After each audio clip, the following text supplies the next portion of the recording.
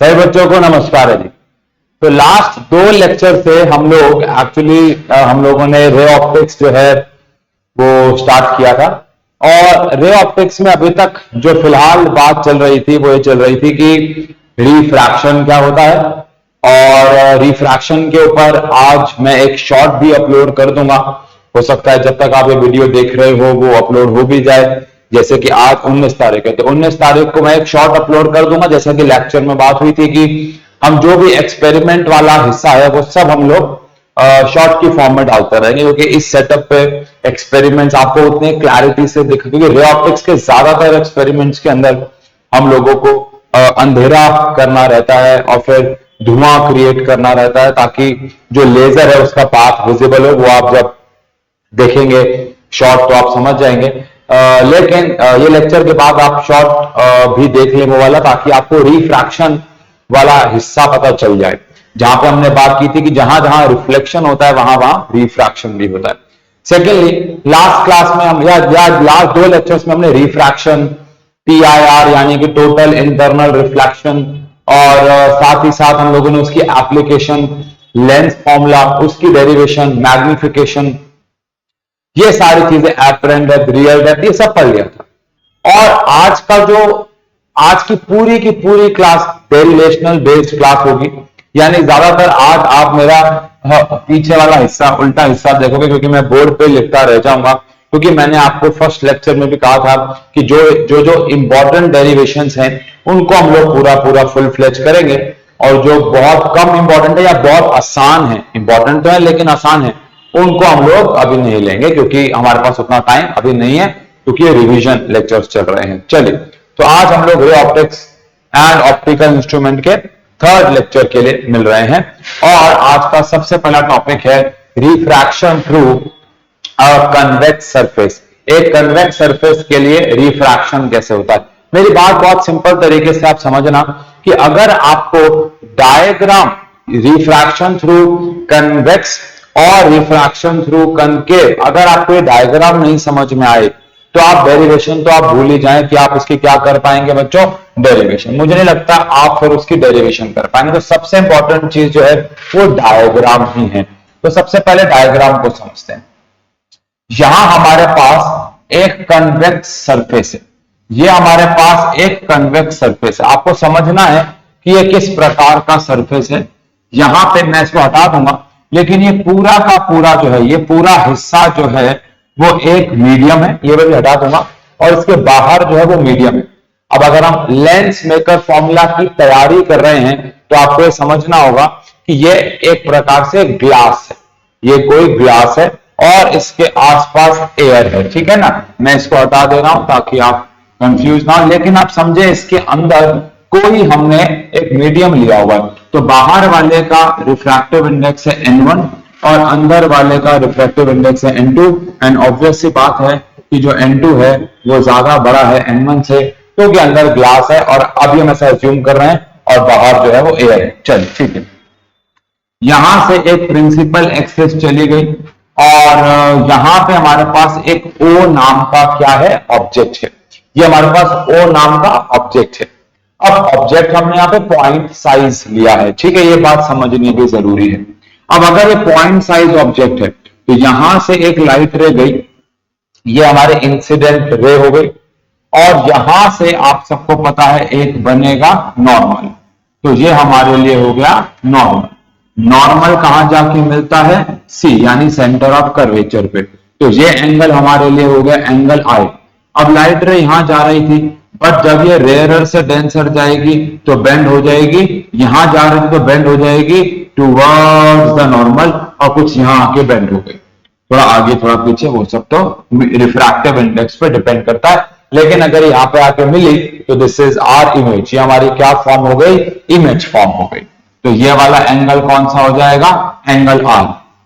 क्यों, नॉर्मल और रिफ्रैक्टेड रे के बीच के एंगल को क्या बोलते हैं हम लोग, एंगल आर, ठीक है। अब इन एंगल्स को कुछ एक्स्ट्रा नाम देने, let us suppose this is alpha, this is beta and this is gamma. ये हमने अल्फा बीटा गामा इन्हें नाम दे दिए।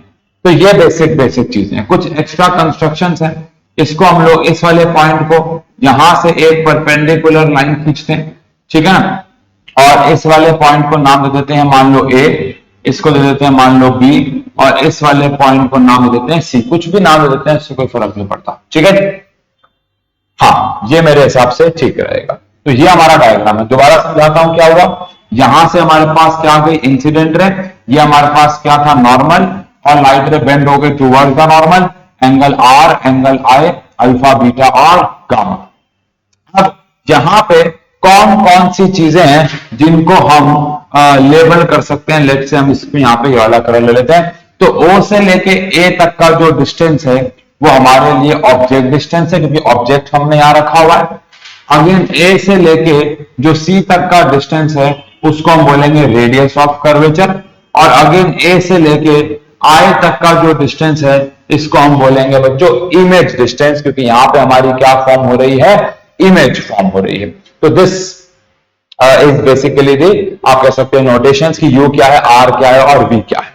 तो इस डायग्राम के बाद हम अपने डेरिवेशन को स्टार्ट कर सकते हैं, लेकिन उससे पहले आपको एक डायग्राम अपने दिल में बसाना होगा। तो मेरी सलाह ये रहेगी, आप इस वीडियो को यहां पॉज कर लें और आप फिर इस डायग्राम को आगे बनाएं पहले, फिर आगे चलें, तो वो ज्यादा मजा है। अदरवाइज आप जब तक इस डायग्राम पे पकड़ नहीं बनाएंगे ना, तब तक मजा नहीं आएगा। चलिए, स्टिल आपकी मर्जी है, और हम इसको आगे बढ़ाते हैं। अब हम क्या करने वाले हैं यहाँ पे, चलो अब हम एक एक करके ना दो ट्राइंगल लेंगे। सबसे पहले मैं ले रहा हूं ट्राइंगल सी बी ओ। सबसे पहले मैं ले रहा हूं ट्राइंगल सी बी ओ, और इसमें हम लोग कुछ मैथ्स लगाएंगे, है ना। फिर ऐसे ही अगला ट्राइंगल भी लेंगे, फिर हम लेंगे ट्राइंगल सी बी आई। ऐसे करके दो ट्राइंगल्स हम लोग लेने वाले हैं। चलो सबसे पहले इन सॉरी थोड़ा सा गला मेरा खराब है, आवाज थोड़ी सी और आ रही होगी, but in triangle C O B, C O B जो ट्राइंगल है हमारा, सी ओ बी जो ट्राइंगल है हमारा बच्चों, उसमें अगर आप देखें तो हमारे पास जो साइड है, अच्छा नहीं सॉरी, सी ओ बी नहीं लेंगे हम लोग, सॉरी सी ओ बी से कुछ नहीं होने वाला। हमें ट्राइंगल लेना होगा सी ओ सी। ये वाला सी अलग है, ये वाला सी अलग है, इसको हम सी डैश बोल देते हैं, ठीक है ना, और इसको हम बोल देते हैं सी डैश, ठीक है जी। तो ये होगा हमारे पास ट्राइंगल। हमें सबसे पहले लेना है वो कौन सा लेना है, सी ओ सी डैश। ये ट्राइंगल हम लोग सबसे पहले लेंगे, सी ओ सी डैश, ठीक है। और यहां पे क्या करेंगे और देखते हैं। तो ट्राइंगल सी ओ सी डैश में जो एंगल आई है वो अल्फा प्लस बीटा के बराबर होगा। Angle I alpha plus beta के बराबर क्यों होगा, क्योंकि यहां पे जो एंगल आई है वो अल्फा और बीटा के लिए एक्सटीरियर एंगल है। तो यहां पे कौन सी प्रॉपर्टी हम लोग लगा देंगे, एक्सटीरियर एंगल प्रॉपर्टी। एंगल आई जो है वो अल्फा प्लस बीटा के बराबर है, तो एक्सटीरियर एंगल प्रॉपर्टी यहां पे हम लोग लगा देंगे। तो I is equal to alpha plus beta आ गया। अच्छा, ऑल्सो इन ट्राइंगल, अब अगर मैं ट्राइंगल ले लेता हूं कौन सा, बीटा के लिए मुझे चाहिए, तो C dash I C, C dash I सी वाला अगर मैं ट्राइंगल लूं, सी डैश आई सी, तो अगेन यहां पे अगर आप देखें तो बीटा जो है वो आर प्लस गामा के बराबर होगा। अगेन यहां पे भी एक्सटीरियर एंगल प्रॉपर्टी है, तो यहां पे भी एक्सटीरियर एंगल प्रॉपर्टी है, मैं शॉर्ट में लिख रहा हूं, और यहां पे भी एक्सटीरियर एंगल प्रॉपर्टी है। लेकिन हमें यहां आर की वैल्यू निकालनी होगी, तो उसको मैं बीटा माइनस गामा निकाल लूंगा, और इस इक्वेशन को मैं मान लूंगा सेकेंड। तो आई की वैल्यू आ गई अल्फा प्लस बीटा, और आर की वैल्यू आ गई बीटा प्लस गामा। अच्छा, फ्रॉम स्नेल्स लॉ, अब आपको यहां पे स्नेल्स लॉ याद करना है। तो स्नेल्स जी ने क्या कहा था कि sine I by sine R जो होगा वो होगा N2 by N1। Sine I by sine R जो होगा वो बराबर होगा N2 बाय N1 के, where N2 is the refractive index जहां हम जा रहे हैं, and N1 is the refractive index जहां से हम आए। अब साइन आई, अब आप सबको पता है कि जब एंगल्स बहुत ज्यादा छोटे होते हैं तो हम साइन आई को सिर्फ आई और साइन आर को हम सिर्फ आर लिख सकते हैं। शायद आपको यह बात पता है ना भाई। तो मैं क्या कर रहा हूं, साइन आई को मैं लिख रहा हूं सिर्फ क्या बच्चों आई, और साइन आर को मैं सिर्फ लिख रहा हूं बच्चों क्या आर। ऐसे ही N2 तो N2 ही रहेगा हमारे पास, और N1 N1 रहेगा। अब एंगल आई को मैं क्या लिख सकता हूं, alpha plus beta, alpha plus beta, और एंगल आर को मैं क्या लिख सकता हूं, beta minus gamma is equal to, यहां पे हमारे पास N2 बाय N1 तो रहेंगे। अब हम इसे क्रॉस मल्टीप्लाई कर रहे हैं अगले शीट पे, यहां तक कोई दिक्कत नहीं होनी चाहिए। क्रॉस मल्टीप्लाई कर रहे हैं अगले शीट पे, तो हमारे पास आ जाएगा अल्फा प्लस बीटा इंटू में N1, alpha plus beta into में N1 is equal to beta minus gamma is equal to N2, beta minus gamma into में क्या आ जाएगा N2। अब अगर हम ध्यान से देखें तो again alpha beta gamma I R, in angles को बहुत छोटा मान रहे थे, तभी हमने साइन आई को आई और साइन आर को आर माना। यहां ब्रैकेट में लिख भी देते हैं, because angle I and R very small, और जब एंगल बहुत ज्यादा छोटे होते हैं बच्चों, तो शायद आपको पता हो कि उस केस में हम लोग क्या कर सकते हैं, एंगल को साइन थीटा या साइन थीटा को एंगल, ऐसे टैन थीटा के लिए भी होता है अगर आपको पता हो। तो अल्फा प्लस बीटा को मैं यहां पे tan alpha plus tan beta लिख सकता हूं। बहुत सारी एजम्पशंस हैं इस डेरिवेशन में, लेकिन वो ज्यादा बड़ी भी नहीं है, क्योंकि देखो एंगल जब बहुत छोटा होता है तो उसको साइन या टैन दोनों में से किसी भी फॉर्म में रिप्रेजेंट किया जा सकता है। तो अल्फा को हमने लिख दिया टैन अल्फा और बीटा को लिख दिया टैन बीटा। ऐसे ही यहां पे हमारे पास N1 आएगा, सॉरी एक तो इसका इरेजर इतना दूर दूर जाके आता है ना भाई साहब, पूरी कसरत हो जाती है इंसान। हाँ, तो यहां पे हमारे पास क्या आ जाएगा N1, और बीटा के लिए क्या आ जाएगा हमारे पास tan beta minus tan gamma, और यहां पे क्या आ जाएगा N2। अब अगर आप ध्यान से इस डायग्राम में देखें तो ये अल्फा है, तो टैन अल्फा क्या होता है, परपेंडिकुलर अपॉन में बेस, परपेंडिकुलर कौन है CB, अपॉन में बेस कौन है BO। तो क्या मैं टैन अल्फा की बजाय CB अपॉन में BO लिख सकता हूं, आंसर है यस। क्यों भाई, क्योंकि टैन अल्फा है CB अपॉन में BO। ऐसे ही प्लस में टैन बीटा को मैं क्या लिख सकता हूं, बीटा को CB अपॉन में BC डैश, तो आंसर है CB अपॉन में BC डैश, ये लिख सकता हूं, और बाहर जो चल रहा है वो N1 तो है। ऐसे अगेन टैन बीटा तो सेम ही रहेगा, CB अपॉन में BC डैश, और टैन गामा को मैं क्या लिख सकता हूं, तो गामा क्या है CB अपॉन में BI। तो ये है बच्चों हमारे पास CB अपॉन में BI, है ना, और यहां से ये पूरा माइनस का है और इनटू में क्या है N2, है ना भाई, ये हमारे पास क्या है माइनस का, और इनटू में क्या है हमारे पास N2। अब इस पूरे में CB जो है वो कॉमन आ रहा है, और CB को हम उड़ा सकते हैं और N1 से मल्टीप्लाई कर देंगे। तो N1 अपॉन में BO प्लस N1 अपॉन में BC डैश, और यहां पे N2 अपॉन में BC dash minus N2 upon में BI। अब यहां तक पहुंचने के बाद यहां पे सब में CB कॉमन आया, काट दिया, N1 अंदर मल्टीप्लाई कर दिया, N2 अंदर मल्टीप्लाई कर दिया।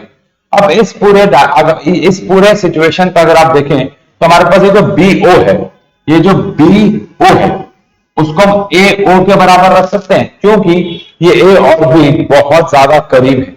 आप ऐसा कह सकते हो कि A से लेके B तक का जो ये डिस्टेंस है वो बहुत ही ज्यादा छोटा है, लगभग 0 है। और अगर ऐसा है तो BO को AO लिखा जा सकता है, BC डैश को AC डैश लिखा जा सकता है, और BI को AI लिखा जा सकता है, क्योंकि AB के बीच का डिस्टेंस ना के बराबर है, क्योंकि कर्वेचर बहुत बड़ा है, ये ना के बराबर है बच्चों। अगर मैं इसको इस तरीके से समझाऊं कि ये कर्वेचर ऐसा है, मतलब ये तो फिर मैं समझा दिया कि मान लो एक सेकेंड, ये कर्वेचर ऐसा है, ठीक है ना। अब अगर मैं यहां खड़ा हूं और यहां खड़ा हूं, तो इस पूरे डिस्टेंस के मुकाबले ये वाला डिस्टेंस बहुत छोटा है, तो इसलिए हम यहां पे AB को इग्नोर कर सकते हैं, बहुत कम डिस्टेंस है। और प्लस जो हम डेली लाइफ में लेंसेज यूज करते हैं, आपको पता है बहुत कम कर्व होते हैं। जैसे आपके आंखों में कोई चश्मा है, उसमें बहुत कम कर्व होगा, और उस केस में तो यहां से अगर मैं डिस्टेंस निकालता हूं तो ये तो बहुत ही क्या हो जाएगा, छोटा, तो उसको हम इग्नोर कर सकते हैं। इसलिए हम कह रहे हैं कि ए बी लगभग लगभग 0 ही है। तो अगर ऐसा है तो N1 अपॉन में बी ओ को मैं लिख सकता हूं AO, N1 अपॉन में बी सी डैश को मैं लिख सकता हूं AC dash, again N2 B C dash को मैं लिख सकता हूं AC डैश, है ना, और N2 बी आई को मैं लिख सकता हूं AI। तो इस तरीके से चल सकते हैं। ब्रैकेट में हम लिख सकते हैं बिकॉज ए से लेके बी तक का जो डिस्टेंस है वो लगभग लगभग 0 है, जो ए बी है वो लगभग लगभग बच्चों 0 ही है। तो AO और AC डैश और AI इन सब की जगह मैं लिख दिया। बस अब कुछ भी नहीं करना हमें, अब हमें इनकी वैल्यूज पुट करनी है जो जो इस डायग्राम में हमने रखी थी, और काम खत्म। जैसे AO जो है वो U है, और AC डैश जो है वो R है, और AI जो है वो V है। तो बस इनकी वैल्यू पुट कर देते हैं। तो N1 अपॉन में AO जो है वो हमारे पास U है, प्लस N1 अपॉन में AC डैश जो है वो हमारे पास R है, अगेन N2 ये भी हमारे पास R है, N2, और ये हमारे पास V है। अब हम क्या करेंगे, इसको यहां पे सॉल्व कर लेते हैं। इसको इधर ले जाएंगे, यानी R वालों को एक तरफ ले लेंगे, तो N1 अपॉन में U इधर ही है, और अगर मैं उसको इधर ले जाऊं तो प्लस N2 अपॉन में V हो जाएगा, is equal to N2 upon में R, और ये इधर आएगा तो माइनस N1 अपॉन में R हो जाएगा। अब अगर मैं यहाँ पे साइन कन्वेंशन डालता हूं तो आप समझ सकते हैं कि R और V जो है वो तो प्लस के हैं, लेकिन U जो है वो माइनस का है, क्योंकि वो इधर का डिस्टेंस है, और इधर के डिस्टेंस हम लोग किस में नापते हैं, माइनस। तो एज U जो रहेगा वो नेगेटिव रहेगा, और अगर वो नेगेटिव रहेगा तो हम इसको ऐसे लिख सकते हैं कि N2 माइनस N1 अपॉन में R, एलसीएम ले लिया, is equal to N2 upon में V, इसके आगे माइनस लगा दिया, N1 अपॉन में U। और बच्चों मुबारक हो, फाइनली ये हमने एक फॉर्मूला डिराइव कर दिया फॉर कन्वेक्स सरफेस। डेरिवेशंस थोड़ा सा बोरिंग रहती हैं, बट ये बहुत ज्यादा इंपॉर्टेंट है, इसलिए मैं ये करवा रहा हूं। और वो क्या है बच्चों, कि अगर एक लाइट रे एक कन्वेक्स सरफेस से, जो कि ग्लास का, वाटर का, प्लास्टिक का, किसी भी और मटेरियल का बना हुआ है, अगर एक लाइट रे उसमें एंटर करती है तो वो रिफ्रैक्ट करेगी, और रिफ्रैक्शन करते हुए क्या फॉर्मूला फॉलो करेगी, तो फॉर्मूला आपके सामने है। फॉर्मूला क्या है, N2 माइनस N1 अपॉन में R, where R is the radius of curvature, and equal to में क्या, N2 अपॉन में V, where V is image distance, minus N1 upon में U, where U is object distance. तो इस तरीके से यहां पे हमारा काम चल सकता है। तो ये जो डेरिवेशन है इसका क्या करना है, इसका हमें क्या करना है, refraction through a convex surface हमने किया। अब हम इसके बाद refraction through a concave surface करेंगे। पहले हमने क्या किया, रिफ्रैक्शन थ्रू कन्वेक्स सरफेस, फिर हम क्या करेंगे अभी, रिफ्रैक्शन थ्रू कनकेव सरफेस, और दोनों को ऐड कर देंगे। ऐड करने से हमें कौन सा लेंस मिल जाएगा, एक कन्वेक्स लेंस, और उस समय मिलेगा ना कन्वेक्स लेंस, यानी कि लेंस मेकर फॉर्मूला। उससे हमें क्या मिल जाएगा बच्चों, लेंस मेकर फॉर्मूला। तो अब हमारा प्लान क्या रहेगा, आप समझ गए। अब हमने जो काम अभी थोड़ी देर पहले किया वही काम हमें अब दोबारा करना है, बस फर्क ये है कि अब हमें ये काम किसके लिए करना है, कनकेव सरफेस के लिए करना है। ठीक है बच्चों, अब हमें ये काम किसके लिए करना रहेगा, कनकेव सरफेस के लिए। आप कोशिश कर लेते हैं, सेम डेरिवेशन है, तो अगर आपको आती है तो आप प्रोसेस को आगे स्किप कर सकते हैं। अगर आपको आती है मेरे हिसाब से फिर भी देख लो, क्या पता मैंने कोई नई तरीके से कराई हो, क्या पता कोई पुराना तरीका ही हो, ठीक है ना। तो बट फिर भी मेरी सलाह ये रहेगी कि आप देख लो। चलो, तो यहां पे सबसे पहले हम समझते हैं कि हमारे साथ क्या है भाई। तो अगर मैं इस डायग्राम को थोड़ा सा बड़ा बनाऊं तो यहां पे पहली बात तो इस बार ये हमारा सरफेस ऐसा है। अब यहां पे इस बार इधर मैं मिटा दूंगा इसको, लेकिन इस बार ये जो है ये जो आप देख रहे हो, इधर हम लोगों ने अपना ग्लास लिया है या कोई भी जिससे हमने इसको बनाना है वो हमने यहाँ पे लिया, यानी इस बार अंदर का जो रिफ्रैक्टिव इंडेक्स है वो N2 है, जो कि डेंसिटी वाला है, हायर डेंसिटी वाला है, और बाहर का जो रिफ्रैक्टिव इंडेक्स है वो N1 है, यानी बाहर जो मीडियम है वो रेयर है। अगेन ये हमारी हो गई प्रिंसिपल एक्सिस, ये हमारी क्या हो गई प्रिंसिपल एक्सिस, और यहाँ पे हमने इसको पीछे वाले ही अगर रिस्पेक्ट से बनाए तो ए नाम देते हैं, इसकी बस ऐसे रिस्पेक्ट से तो ये ए नाम देती है, ठीक है जी। अब यहाँ पे हमारा जो है वो ऑब्जेक्ट पड़ा हुआ है जिसका नाम क्या है O, और यहां से अगर एक लाइट रे निकलती है O से एक लाइट रे निकली और यहां चले गए, ठीक है जी। अब अगर यहां पे एक नॉर्मल बनाता हूं, मान लो ये मैंने एक क्या बना दिया नॉर्मल, ठीक है जी। तो ये जो एंगल है वो एंगल आई होगा, थोड़ा ध्यान से देखना होगा, ये इंसिडेंट रे है, ये मैंने नॉर्मल बनाया, नॉर्मल कहां जाके मिलता है C या कह लो C डैश। अच्छा, अब लाइट रे यहां जा रही थी लेकिन ये जा रही है फ्रॉम डेंसर टू रेयर, तो बेंड हो जाएगी, यहां जा रही तो बेंड हो जाएगी अवे फ्रॉम द नॉर्मल, और लेट अस सपोज यहां जाके ये image which is I form हो गई। अब अगेन कुछ एंगल्स यहां पे नाम दे देंगे, ये एंगल R हो जाएगा, यहां से अगर मैं एक लाइट रे बनाता हूं, इसको मैंने B नाम दे दिया, इसको हमने C दे दिया, इसको C डैश, नाम मैं वैसे ही रख रहा हूं, ये मैंने अल्फा, ये मैंने बीटा और ये मैंने गामा नाम दे दिया, बाकी सब कुछ तो सेम सा ही रहेगा, ठीक है जी। अगेन वही प्रोसेस से डेरिवेशन करेंगे, पहले हम लोग ट्राइंगल ले लेंगे, कौन सा ट्राइंगल ले लेंगे COC डैश, ठीक है जी, COC डैश, और फिर हम लोग ट्राइंगल ले लेंगे C डैश I, है ना, और जैसे पिछली बार किया था बिल्कुल उसी फॉर्मेट पे काम करेंगे, ठीक है जी। शुरू कर देते हैं आप काम, यहाँ पे मैं तो सबसे पहले लेते हैं बच्चों इन ट्राइंगल COC डैश, तो COC डैश में इस बारी जो बीटा एंगल है वो बाहर है और I प्लस अल्फा जो है वो अंदर है, तो यहां से I आ गया हमारे पास बीटा माइनस अल्फा, ये फिर से वही हो गया एक्सटीरियर एंगल प्रॉपर्टी हो गई है, और यहां पे हमने इसको मान लिया equation first, I is equal, क्योंकि ये वाला एंगल और ये वाला एंगल इंटरनल है, ये वाला एक्सटर्नल है, एक्सटर्नल एंगल इंटरनल एंगल के सम के बराबर होता है, बेसिक सी मैथ्स है।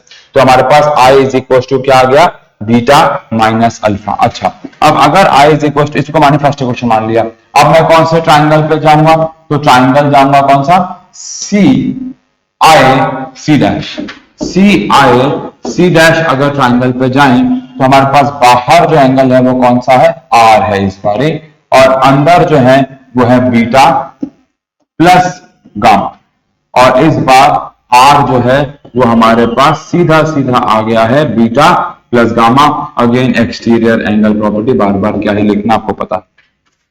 अब जैसे पिछली बार अगर आपको याद हो तो पिछली बार हमारे पास आया था अल्फा प्लस बीटा, लेकिन R आया था बीटा माइनस गामा, इस बार R बीटा माइनस गामा के बजाय बीटा प्लस गामा आया है, और I जो है वो बीटा माइनस अल्फा आया, थोड़ा सा फर्क आया, आना भी चाहिए, बिकॉज अब हम कनकेव सरफेस के लिए जो है वो काम कर रहे हैं। अब जो हमारा काम है वो किसके लिए हो रहा है, कनकेव सरफेस के लिए, तो चीजें थोड़ी बहुत साइन कन्वेंशन वाइज बदलेंगे ही बदलेंगे। अच्छा, अब अगेन फ्रॉम स्नेल्स लॉ, अगर हम लोग स्नेल्स लॉ की बात करें तो इस बारी sine I by sine R is equal to what. अब आप मुझे बताओ इस बार मैं sine I by sine R को क्या रखूं, क्या मैं इस बार sine I by sine R को N2 बाय N1 रखूं या N1 बाय N2, जल्दी बताओ कमेंट सेक्शन पे, क्या मैं इसको N1 बाय N2 रखूं या N2 बाय N1 रखूं इस बार। हाँ बिल्कुल बिल्कुल बिल्कुल, आयो आंसर लिख दिया है आपने, और आंसर मुझे क्या चाहिए N1 बाय N2। पिछली बार अगर आपको याद हो तो हमने लिखा था N2 बाय N1, क्योंकि हम N2 वाले रिफ्रैक्टिव इंडेक्स वाले मीडियम में जा रहे थे, लेकिन इस बार हम लोग कहाँ खड़े हुए हैं बच्चों, इस बार हम N1 वाले में जा रहे हैं, तो N1/N2 आएगा, ये बात ध्यान रखिएगा। ठीक है जी। अब अगर एंगल बहुत छोटे हैं तो मैं साइन I को I और साइन R को R लिख सकता हूं। ठीक है बच्चों, तो ऑल्सो साइन I को अगर मैं I लिख दूं और साइन R को R लिख दूं तो ये आ जाएगा N1/N2। मैंने साइन I को क्या लिख दिया I, साइन R को क्या लिख दिया R, और N1/N2 तो राइट। अब मैं I को क्या लिख सकता हूं, I को लिख सकता हूं मैं बीटा प्लस अल्फा, है ना भाई। I को मैं लिख सकता हूं beta plus alpha, beta plus alpha या beta minus alpha, beta minus alpha, beta minus alpha, beta minus alpha. और R को मैं क्या लिख सकता हूं, beta plus gamma is equal to N1/N2। Cross multiply कर देंगे तो बीटा माइनस अल्फा N2 और यहां पे आ जाएगा N1 बीटा प्लस गामा। अब अगेन जब एंगल बहुत छोटे होते हैं तो हम क्या करते हैं, उन एंगल्स को tan के बराबर भी रख सकते हैं। तो बीटा की जगह मैंने क्या रख दिया, tan बीटा, और अल्फा की जगह मैंने क्या रख दिया, tan अल्फा। यहाँ पे N2 तो रहेगा और यहाँ पे N1, बीटा की जगह मैं रख दिया tan बीटा और प्लस गामा की जगह मैं रख दिया tan गामा। अब यार देखो आप सेम सिचुएशंस पे आके रुक गए हैं हम लोग। tan बीटा की वैल्यू अगर मुझे चाहिए तो क्या वो CD अपॉन में C डैश B होगी, तो आंसर है यस। तो इसकी वैल्यू क्या होगी, CB अपॉन में C dash B minus alpha की वैल्यू CB अपॉन में BO, CB अपॉन में BO, N2 N1, tan beta क्या होगा अगेन CB अपॉन में C dash B, CB upon में C dash B plus tan gamma क्या होगा हमारे पास CB अपॉन में BI, CB अपॉन में BI और इनटू में N1 तो रहेगा। अब अगेन CB से CB सारे के सारे क्या हो जाएंगे बच्चों, कैंसिल, और N2 अगर मल्टीप्लाई कर दूं तो N2 अपॉन में क्या आ गया C dash B minus N2 upon में क्या आ गया BO इज इक्वल टू, यहां पे भी N1 मल्टीप्लाई हो गया तो N1 अपॉन में क्या आ गया C dash B plus N1 upon में क्या आ गया BI, कि नहीं। अब यहां पे इसमें हम अगेन वही वाली बात करेंगे कि जो B A है वो एक दूसरे के इतने पास पास हैं कि B और A के बीच के डिस्टेंस को मैं जीरो मान सकता हूं, जीरो एज्यूम कर सकता हूं। तो अगर ऐसा है तो OB को मैं OA, C डैश B को मैं C डैश A और BI को मैं AI एज्यूम कर सकता हूं। ठीक है जी, चलिए तो सबसे पहले तो N2 अपॉन में C डैश B को मैं C डैश A, BO को मैं AO, C डैश B को मैं C डैश A और BI को मैं AI लिख सकता हूं, कि नहीं।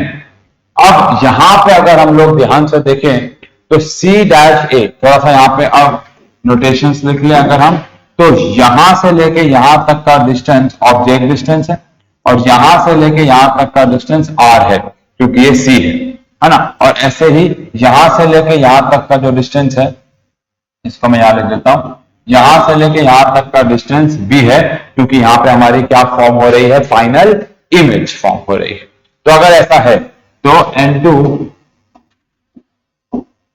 अपॉन में C dash A, C dash A क्या है मेरे पास, C डैश A क्या है मेरे पास, C डैश A है R, तो यहां पे मैं लिख सकता हूं R माइनस N2 अपॉन में AO क्या है, A से लेके O क्या है, तो हमारे पास AO है U is equal to N1 again C dash A मेरे पास क्या है, तो आंसर है C डैश A है R प्लस N1 अपॉन में AI क्या है, तो आंसर है AI है मेरे पास B। ठीक है जी, तो इसकी जगह हम लोग B लिख देंगे। अब हम क्या करेंगे, इसको इधर तो N2 अपॉन में R माइनस N1 अपॉन में R is equal to N1 upon में B प्लस N2 अपॉन में U, ये 1। ठीक है, ये आ गया है फिलहाल। लेकिन हमने यहाँ पे अभी साइन कन्वेंशन डाली है।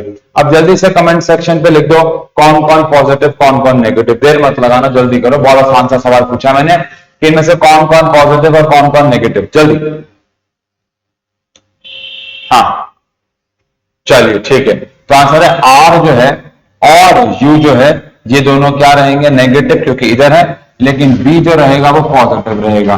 तो आर और यू जो होंगे वो नेगेटिव होंगे। तो अगर आर और यू नेगेटिव हो गए तो इन दोनों के आगे आर माइनस का लेके इनको उल्टा कर देते हैं। तो यहां तो क्या आ जाएगा, यहां आ जाएगा हमारे पास n1 अपॉन में r माइनस n2 अपॉन में r। आई होप समझ गए हो। यहां पे हमने क्या किया, माइनस दिया, यहाँ पे माइनस माइनस प्लस हो गया, आगे आ गया पीछे आ गया। ऐसे वहां पे u जो है वो नेगेटिव है, तो वहां पे क्या बन जाएगा, n1 अपॉन में v माइनस n2 अपॉन में u।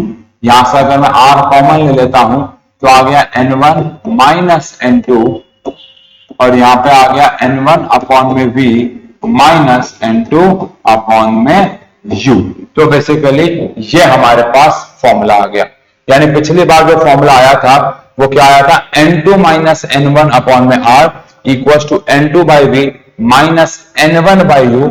लेकिन इस बार जो फॉर्मूला आया है वो आया n1 माइनस n2 बाय, पहली बार तो ये उल्टा हो गया और ये भी उल्टे हो गए।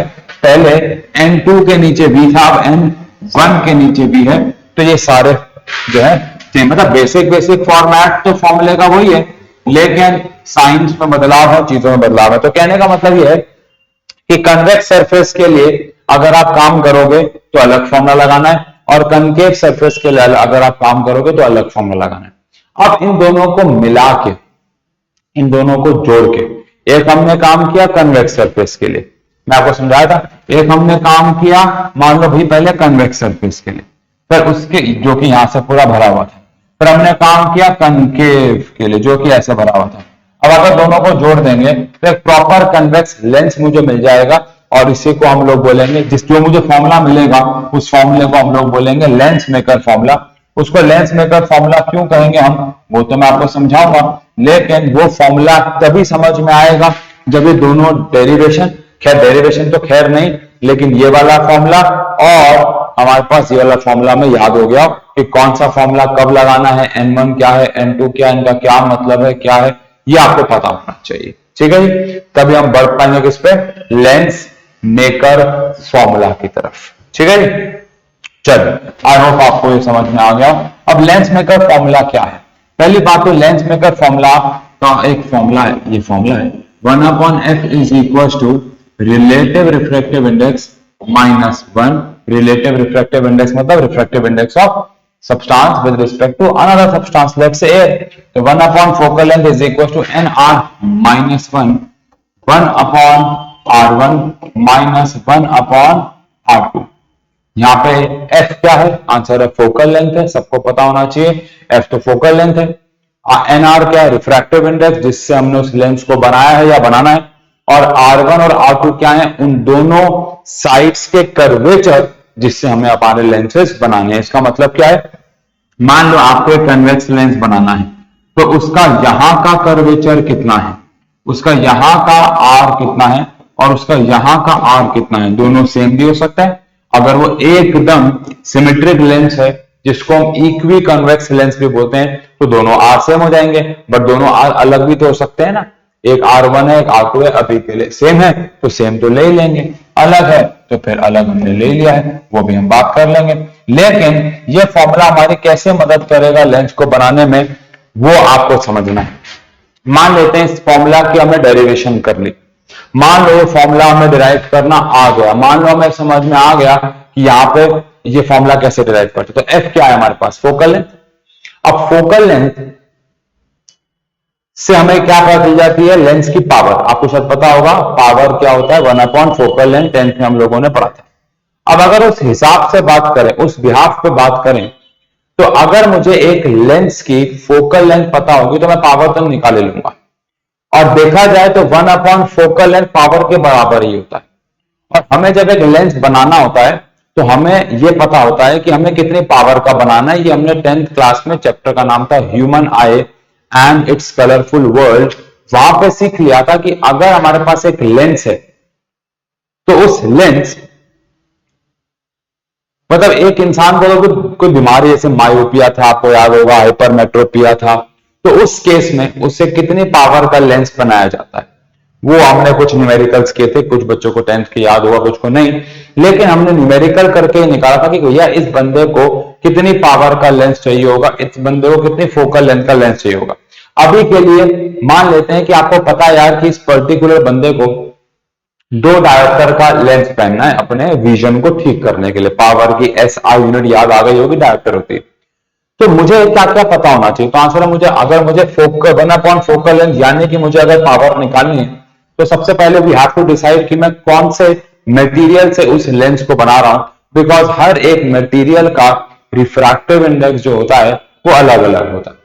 तो इसलिए जो NR है वो मुझे पता होना चाहिए कि भैया फ्लिंट ग्लास से बना रहा हूं तो अलग है, टेम्पर्ड से, तो हर एक ग्लास का अलग अलग होता है, पहली बात। दूसरी बात, ये जो R1 है ये क्या है, ये है एक का कर्वेचर, तो मैं इन दोनों कर्वेचर्स को किस तरीके से रखूं कि मुझे एक पर्टिकुलर रिफ्रैक्टिव इंडेक्स पे मैं R1 और R2 की वैल्यू क्या रखूं कि एक पर्टिकुलर रिफ्रैक्टिव इंडेक्स पे मुझे क्या मिल जाए, पर्टिकुलर पावर मिल जाए। तो इसीलिए ये फॉर्मूला हमारी बहुत हेल्प करता है, इसकी हम और भी एप्लीकेशंस पढ़ने वाले हैं, यानी जब हम पहुंचेंगे application of lens maker formula, तो वहां पढ़ेंगे कि सिर्फ ये लेंस बनाने के ही काम नहीं आता है, इसके और भी बहुत सारे यूजेस हैं, ये सिर्फ लेंस बनाने के ही काम नहीं आता है। लेकिन हाँ, इसका नाम लेंस मेकर फॉर्मूला इसलिए पड़ा क्योंकि ये बनाया गया था लेंसेस को बनाने के, लेकिन ये और भी रहस्य और भी कंसेप्ट जो है वो खोलता है। तो सबसे पहले तो हम इस फॉर्मूले की क्या करेंगे, डेरिवेशन करेंगे, और आपको इसकी डेरिवेशन में एक बहुत ही इंपॉर्टेंट बात जो है वो समझ में आएगी, जो कि अक्सर एक 10th के बच्चे के मन में रह जाती है, लेकिन हर एक टीचर, इवन मैं भी यही बोलता हूं कि बेटा इसको हम 12th में डिस्कस करेंगे तो बेहतर रहेगा। अच्छा, अगेन डायग्राम की बहुत इंपॉर्टेंस है। तो यहां पे हमारे पास ये बच्चों एक प्रिंसिपल एक्सिस है, ठीक है जी, ये हमारे पास प्रिंसिपल एक्सिस है, ये हमारे पास एक कन्वेक्स लेंस है, हम कन्वेक्स से काम ही कर रहे हैं क्योंकि हमने सरफेसेस एनसीईआरटी के अकॉर्डिंग में बात कर। अच्छा, अब ये दो सर, अभी तक हम क्या करते आए थे, बीच में से डॉटेड लाइन बनाते थे और लाइट को रिफ्रैक्ट करवाते थे, लेकिन क्या आपके मन में कभी ये सवाल आया जब आप 10th में थे कि यार हम जब 10th में रे डायग्राम्स बनाते थे तो लाइट रे को इधर लेके आते थे और बोलते थे वो बेंड हो जाएगी, ऐसे करके फोकस से चली जाएगी, है ना, हाँ ना, हाँ ना, हाँ। लेकिन क्या आपके मन में कभी ये सवाल आया कि यार लाइट जब इस ग्लास पे गिर रही है तो उसको 2 बार रिफ्रैक्शन करना चाहिए, एक बार ग्लास में जाते ही और एक बार दोबारा? तो आंसर हाँ, एक्चुअली तो ऐसा ही होता है ना, ग्लास के पास 2 सरफेसेस होते हैं और उसी कारणवश लाइट जो है वो 2 बार रिफ्रैक्शन करती है। लेकिन जब हम लोग रे डायग्राम्स बना रहे होते हैं, जब हम लोग सिर्फ और सिर्फ हमारा फोकस रे डायग्राम्स पे होता है, तब हम लोग ये बात पे ध्यान नहीं देते हैं, हम लोग कहते हैं कि ठीक है एक ही बार रिफ्रैक्शन सही है। लेकिन जब हम लोग डेरिवेशन करेंगे तो हम खासकर लेंस मेकर फॉर्मूला की, जहां पे हम 2 सरफेसेस कंसीडर कर रहे हैं, हम ये मान के चल रहे हैं कि एक सरफेस है R1 कर्वेचर का और एक सरफेस है R2 कर्वेचर का, हम ये मान के चल रहे हैं, तो ऑटोमेटिकली आपको समझना है कि हम यहाँ पे 2 बार रिफ्रैक्शन इस लेंस से कराने वाले हैं। चलिए अगेन, यहां हमारे पास ऑब्जेक्ट आ गया, यहां से लाइट रे गई और सबसे पहले लाइट रे बेंड हो जाएगी टूवर्ड्स द नॉर्मल, लाइट रे बेंड हो जाएगी टूवर्ड्स द नॉर्मल। अच्छा, यहां पे हमारे पास एक नॉर्मल बनेगा, मैं उसको अलग कलर से बना दूंगा, लेकिन अगर ये वाला सरफेस ना होता, अगर ये वाला सरफेस ना होता तो ये लाइट रे बिल्कुल ऐसे करके स्ट्रेट जा रही थी, बोलो, है ना, अगर ये सरफेस ना होता तो।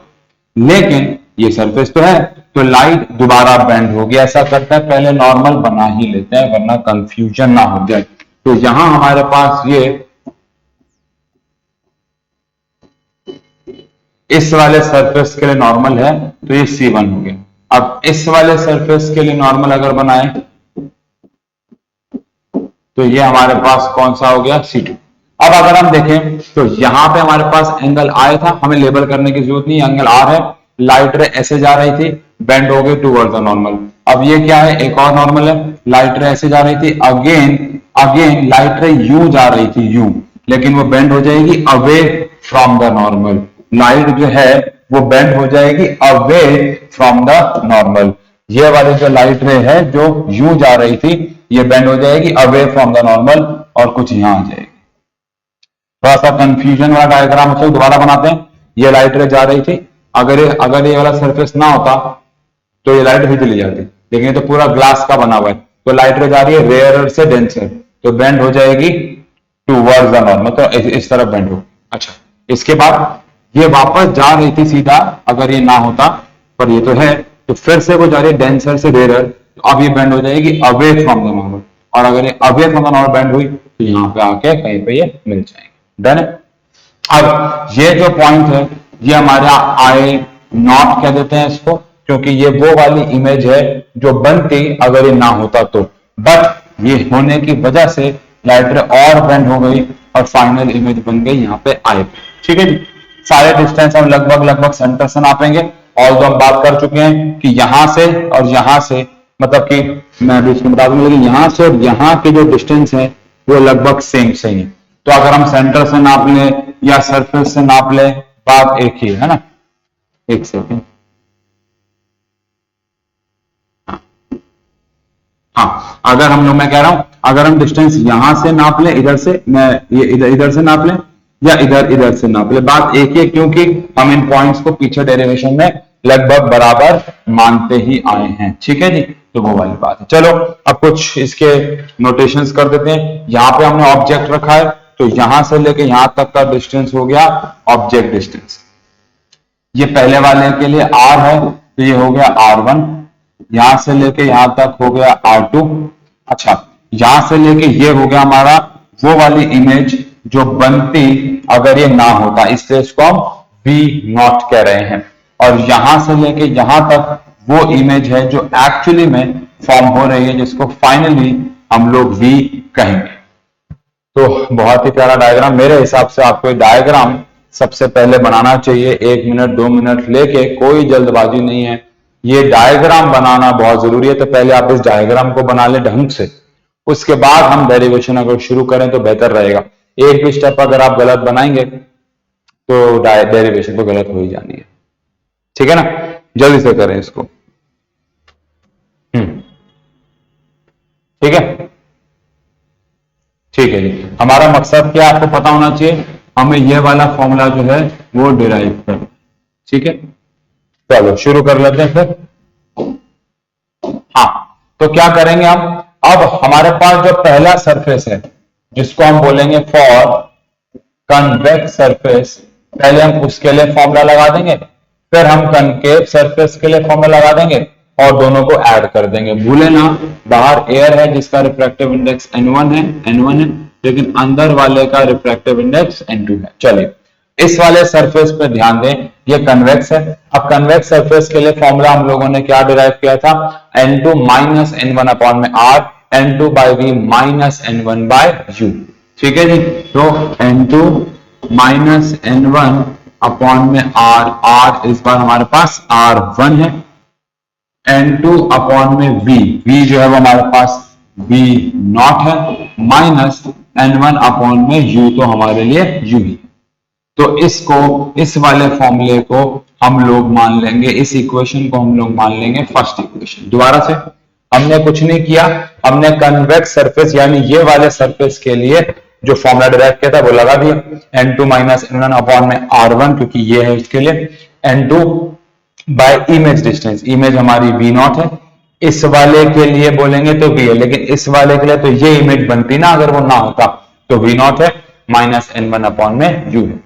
अब यही सेम काम हम लोग किसके लिए भी करेंगे, हाँ जी, कनकेव के लिए। तो फॉर कनकेव सरफेस, अगर यही सेम काम हम लोग कनकेव सरफेस के लिए करें बच्चों, तो आज की क्लास थोड़ी बोरिंग हो गई होगी, है ना। मुझे भी ज्यादा मजा आता नहीं है सब कराने में, डेरिवेशंस हैं, आपको भी रट्टा मारनी है, मेरे को बोर्ड पे करानी है, लेकिन यार नहीं कराई जाएंगे तो वो भी इश्यूज है ना। बट ये बहुत बोरिंग सा काम होता है, देखो कुछ भी इंटरेस्टिंग नहीं, मैं लिखे जा रहा हूं, आप लोग नोट करते रहोगे और कुछ भी नहीं। चलो, लेकिन अगर हम बात करें कनकेव सरफेस के लिए, यानी कि लेकिन ये डेरिवेशन सबसे इंपॉर्टेंट डेरिवेशन, इतनी बड़ी बड़ी डेरिवेशन मैं रिवीजन के टाइम पे भी आपको करवा रहा हूं, तो आप समझे उसके पीछे कारण है, क्योंकि ये बहुत ज्यादा इंपॉर्टेंट डेरिवेशन है। तो कनकेव सरफेस के लिए अगर हम लोग बात करें, तो कनकेव सरफेस के लिए फॉर्मूला हमारे पास क्या आया था बच्चों, थोड़ा सा उल्टा था बस फॉर्मूले में, n1 minus n2 by r, n1 by v minus n2 by u।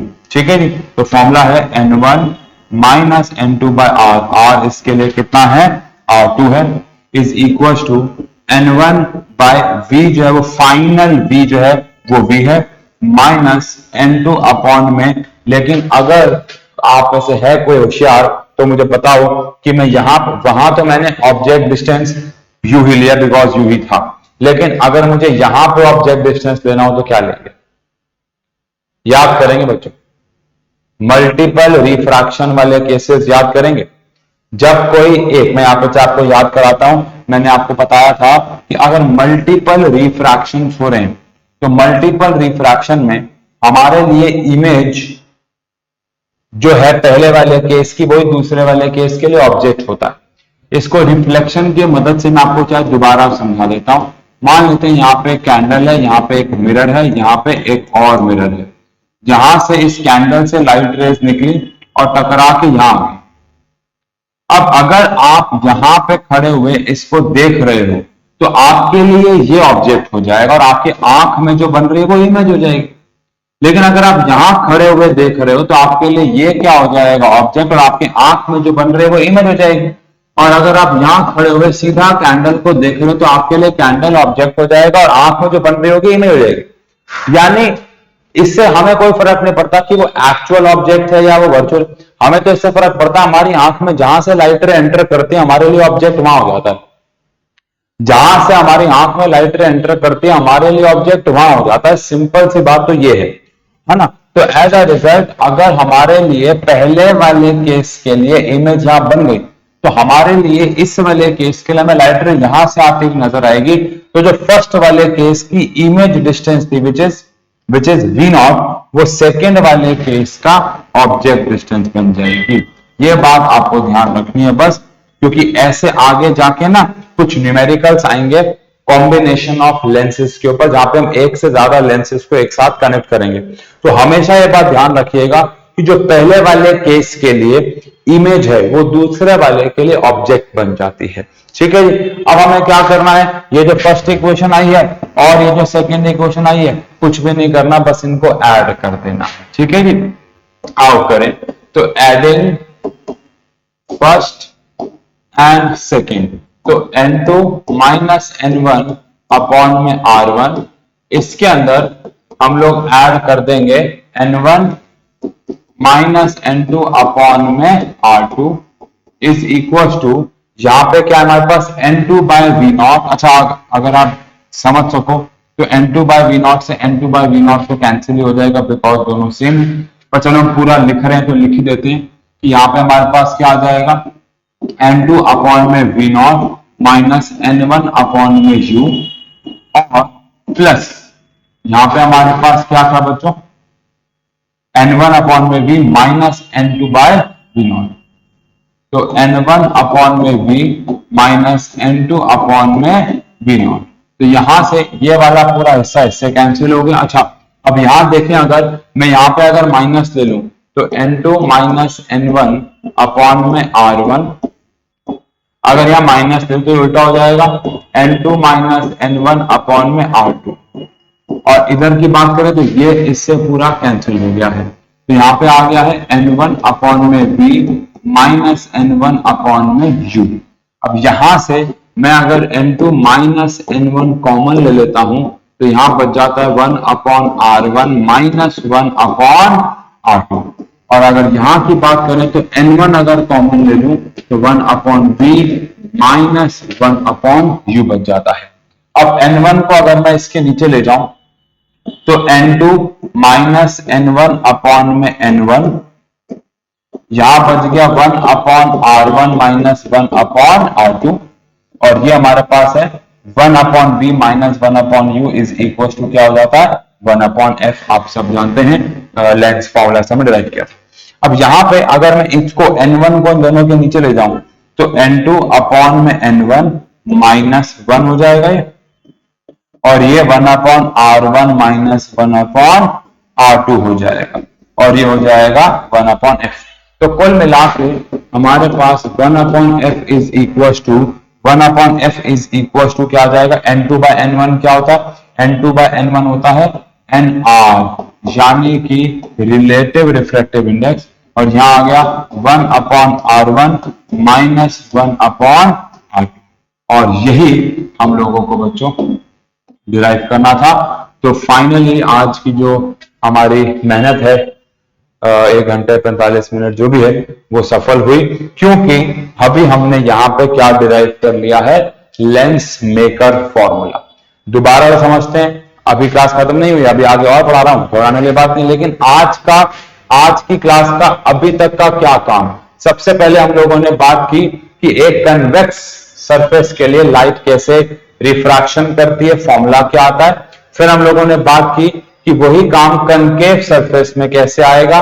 फिर हमने उन दोनों को ऐड कर दिया, और ऐड करने के बाद फाइनली फॉर्मूला आया 1/f is equal to refractive index minus 1, 1/r1 minus 1/r2। r1 r2 क्या है, दोनों साइड के कर्वेचर, nr क्या है, रिफ्रैक्टिव इंडेक्स, और 1/f क्या है, फोकल लेंथ। ठीक है, इसके बहुत सारे इंटरेस्टिंग क्वेश्चंस बनते हैं, बहुत सारे। एक बार ये चैप्टर खत्म हो जाए, इसके ऊपर एक क्विज या मैराथन टाइप जो भी है वो मैं यहाँ पे चैनल पे लाऊंगा। लेकिन बहुत इंटरेस्ट, न्यूमेरिकल्स तो एनसीईआरटी में भरे पड़े हैं, लास्ट ईयर क्वेश्चंस में, पीवाईक्यूज में भरे पड़े, लेकिन थियोरेटिकल क्वेश्चन भी बहुत ज्यादा इससे बनते हैं, क्योंकि बहुत इंटरेस्टिंग कंसेप्ट है। लेकिन आप सबसे पहले समझते हैं कि इससे इसकी क्या क्या एप्लीकेशंस है, मतलब लेंस मेकर फॉर्मूला जो हमने आज डिराइव किया, इसकी एप्लीकेशंस क्या है, मतलब इसको हम कहां कहां पे यूज कर सकते हैं, कहां कहां पे इस्तेमाल कर सकते हैं। चलिए आइए शुरू करते हैं। तो सबसे पहले applications of lens maker formula, बस 10 मिनट का और काम रहेगा, लेकिन ये काम अभी तक जो हमने मेहनत की उसका फल है, आप कह सकते हो। ठीक है जी, सबसे पहला तो आप कह सकते हो कि helps to make lenses for optical instruments and आप कह सकते हो टू करेक्ट विजन, है ना, एंड टू करेक्ट विजन, और हमारी आंखों का जो विजन है उसको कर, मायोपिया, हाइपरमेट्रोपिया, उन सब ये तो मैं आपको डिस्कस कर चुका हूं, फिर भी समझे मैं आपको बताऊं। जैसे कि मान लो आप डॉक्टर के पास जाते हो, वो आपको बता देंगे कि आपको कितनी पावर का चश्मा चाहिए, कितनी फोकल लेंथ का चश्मा चाहिए, तो 1/f आपको आपकी नीड है, 1/f आपको चाहिए, तो उसको तो हम छेड़ नहीं सकते। तो वहां पे अब बचता है nr, r1 और r2। फिर आपको डिसाइड करना होता है कि आप कौन सा वाला चश्मा बनवाएंगे।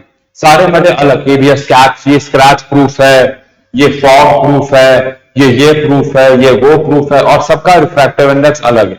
उसके बाद आप अपना फ्रेम चुनेंगे, और फ्रेम के हिसाब से R1 और R2 को इस प्रकार से सेट किया जाएगा कि हमें डिजायर्ड फोकल लेंथ जो है वो मिल जाए, और डिजायर्ड फोकल लेंथ अगर हमें मिल गई तो हम उस लेंस को पहन के अपने आंखों के विजन को ठीक कर सकते हैं, पहला। दूसरा, हम ऑप्टिकल इंस्ट्रूमेंट, इस चैप्टर में भी हम ऑप्टिकल इंस्ट्रूमेंट पढ़ेंगे, तो वहां पे हमें अलग अलग फोकल लेंथ के लेंसेस की जरूरत पड़ती रहेगी, तो वो भी हमारे यहाँ पे बनने में हेल्प होगी, बनाने में हेल्प होगी। ठीक है बच्चों, तो पहली एप्लीकेशन हमारे पास कौन सी हो गई, ये हमारी मदद करता है लेंस को बनाने में। लेकिन सेकेंड एप्लीकेशन की अगर बात करें जो कि काफी ज्यादा इंपॉर्टेंट है, और वो है ये चीजों को इनविजिबल यानी कि गायब करने में हमारी मदद करता है। तो कैसे मदद करता है, अगेन मैंने कहा था जो भी एक्सपेरिमेंटल चीजें हैं उसका हम लोग शॉर्ट बना के इस चैप्टर में एक तो मैं डाल चुका हूं, ऐसे एक एक करके शॉर्ट डालते रहेंगे, आप शॉर्ट्स को भी फॉलो करते रहें। ठीक है बच्चों, तो अगला है it explain the science behind making things invisible. अब ये क्या होता है भाई, ठीक है, अब मैं समझाता हूं। मान लो एनआर क्या है, एनआर होता है N2/N1, N2/N1। अगर मैंने एक ऐसा ग्लास लिया और उसको एक ऐसे मीडियम में डाल दिया, फॉर एन एग्जांपल मैंने एक ग्लास लिया जिसका रिफ्रैक्टिव इंडेक्स है मान लो 1.3 और एक लिक्विड लाया, ये मैं आपको शॉर्ट में समझाऊंगा, सब यहां बताऊंगा तो तुम शॉर्ट देखोगे नहीं। और अगर मैं एक लिक्विड लेके आया जिसका रिफ्रैक्टिव इंडेक्स अगेन कितना है 1. देखो दोनों का एग्जैक्ट तो सही हो सेम हो सकता, तो अगर एक 1.35 है तो मान लेते हैं 1.36 या 1.37, पर लगभग 1.4 या 1.3 के आसपास दोनों का रिफ्रैक्टिव इंडेक्स है। अब अगर ऐसा है तो NR-1 ये हमारे पास फॉर्मूला है, इसको मैं वहीं पर सॉल्व कर देता हूं।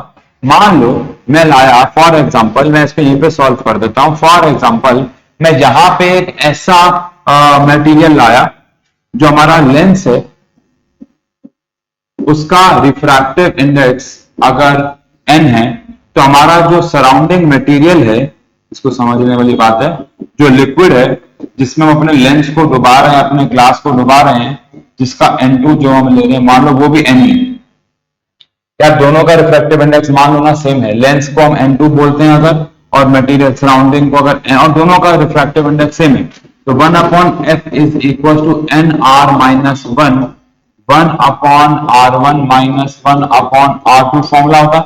अब ये जो NR है वो तो 1 हो जाएगा, क्योंकि NR क्या होता है N2/N1, तो ये NR तो 1 हो जाएगा। अगर ये 1 हो गया तो 1/f 1 माइनस 1 ये तो 1 हो गया, और ये आ गया हमारे पास 1/R1 माइनस 1/R2, तो 1 माइनस 1 0 हो जाएगा, और फोकल लेंथ जो हो जाएगी वो इनफाइनाइट हो जाएगी। इसका मतलब ये लाइट बेंड ही नहीं होगी, और लाइट अगर बेंड नहीं होगी तो चीजें जब उसके पार जाएगी या उसके पीछे की लाइट जब आएगी तो एकदम स्ट्रेट चली जाएगी और हमें कोई बेंडिंग ऑफ लाइट नजर नहीं आएगी, और अगर कोई बेंडिंग ऑफ लाइट नजर नहीं आएगी तो हमें वो चीजें गायब होती नजर आएंगी।